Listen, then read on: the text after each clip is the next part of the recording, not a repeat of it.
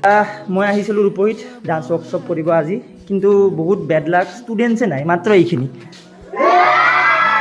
চ' finally মই অন্তিমখন কৰ্মশালা বুলি ওলালোঁ ৰূপহীলৈ।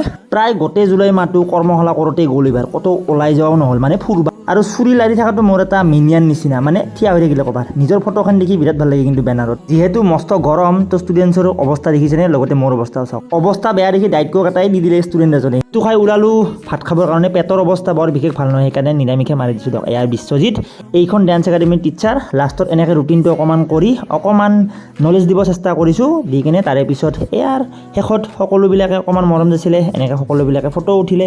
তো উঠি পেলাই যাবৰে হ'ল।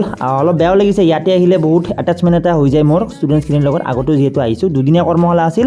সকলোকে বাই বাই দি কিনে আকৌ ওলালোঁ বৰপেটালৈ, যিহেতু এটা ভিডিঅ' শ্বুট আছিল। পীযুষ ভাই আমাক বৈদ্য নাচালে একদম গোটেই ৰাতি। বৰেৰ পৰা আমাৰ নাচি নাচি অৱস্থা চাওক এই হৈ গ'ল। দিয়ক আজিলৈ এৰিলোঁ, বাই বাই।